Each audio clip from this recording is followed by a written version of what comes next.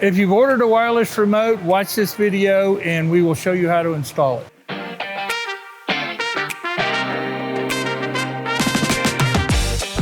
Hi, this is Chuck Burch at New Tech Machinery, and today we're going to be installing a wireless remote. Tools we're going to be needing for the wireless remote: 7/16 ratchet and wrench. We're going to need a pry bar, a hammer, Phillips screwdriver and a straight screwdriver, a pair of the Dyke pliers, flashlight in case we can't see real well if we don't have good lighting. Just for your safety, when you go to install anything on the electrical side or even in the machine, we want you to make sure that you have the machine unplugged, locked out, and we have removed all the covers so we can see really well how we're working on the machine. Parts you're going to need for the wireless remote. You're going to need the two wires. One is green, one is brown, and we do preset these up for you. We have the remote control with batteries, and you have the remote receiver, and we have two string reliefs. Now we're going to jump in and get started on installing this, and it shouldn't take no more than, I would say, an hour. First thing we're going to do is at the entry end, we're going to go to the control box, loosen these two screws here, and we're going to remove the cover. First thing you need to do is, after you're opened it up, you need to go down two little orange clips that you pop both these loose, and this whole thing will lift right up out of there with the wires, because we make the wires long enough to where you can work with them. I've already gone ahead and knocked out the holes for the strain reliefs. We're going to go ahead and install those, and these are going to install on the exiting side of the box on the machine. We're going to install the first one here, and we're going to install the second one. These have two different sizes, so when you get your kit, make sure you have the two different sizes to fit the holes correctly.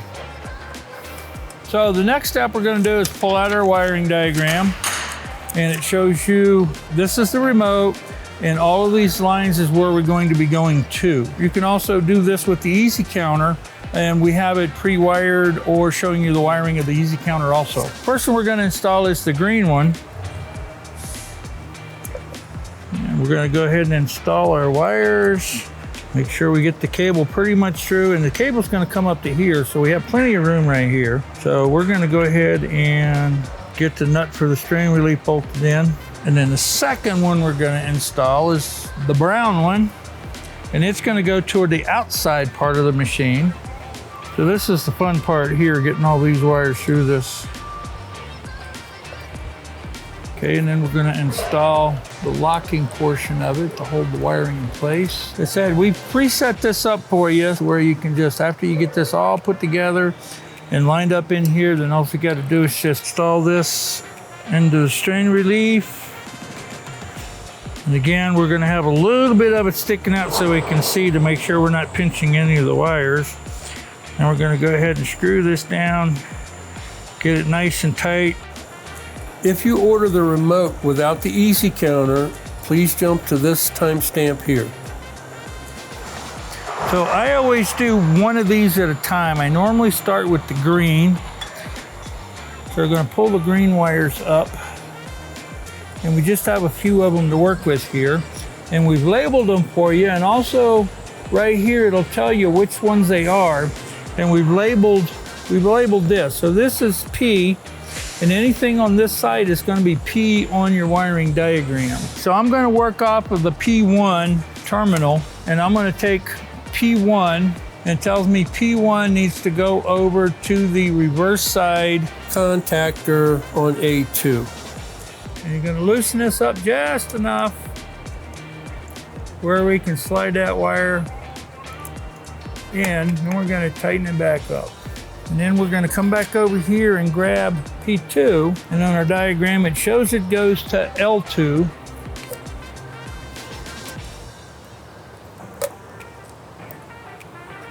Those are the two wires that are going to come off the P1. Now the P2 wires, we have a few of them, which are these right here, and we just have to track them down and chase them. I'm going to go right down the list. So P29 is going to go over to L3 on the reverse side. We'll do that one first. There's P29 right here, and it's going to go right over to here to the L3 line. Don't push it in too deep to where you hit the plastic part of the wire and it doesn't make contact. We got P27 and P211 is going to go to the same terminal P12 went. So we'll have to loosen that again and get these two connected. And again, when you're connecting them, make sure you don't lose any of your other wires.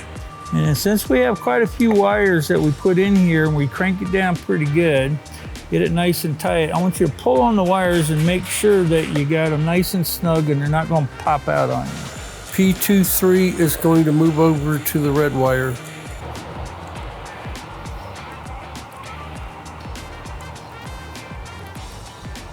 Okay, pull on, make sure they're good. And then the next one going down the list is P210. It's going to go to A1 on the forward terminal. And this is P210 right here. See if we can get this weaved through here. It's going to go right there.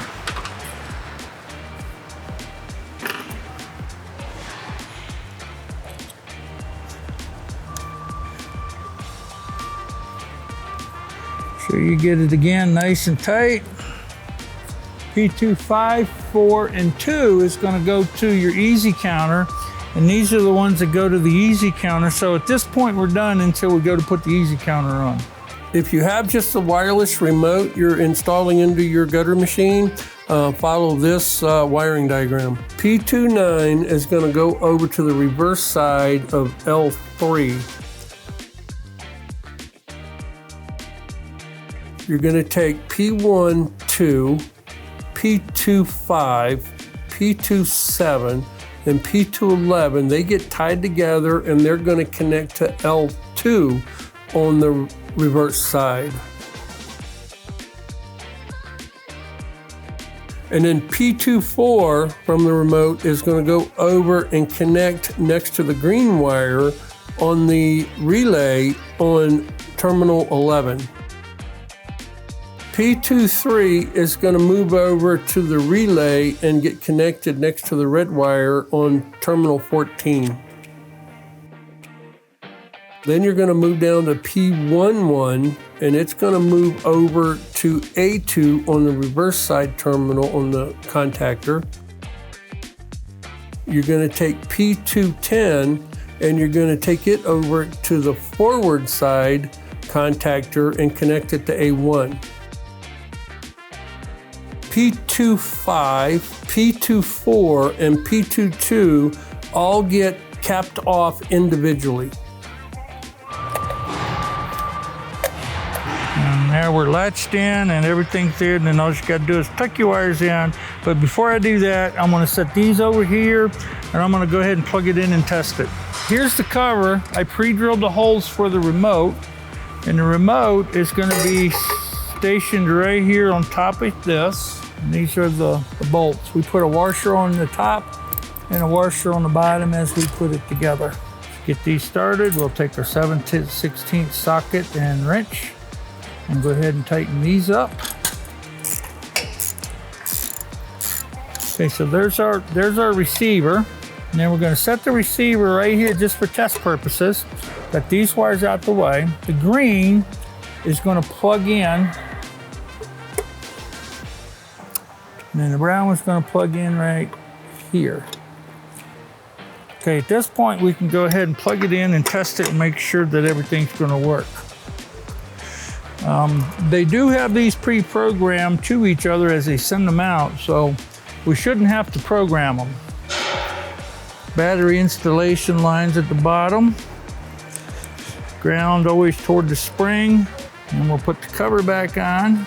Get it screwed down nice and tight. Before I even plug it in, I want to hit this and see if I get a green light. The green light is good there, so I'm going to hit the stop. I'm going to set it right here, and I'm going to go ahead and get power and plug it in. We're going to go ahead and test it. We're going to hit the start. This is reverse, and there's the forward.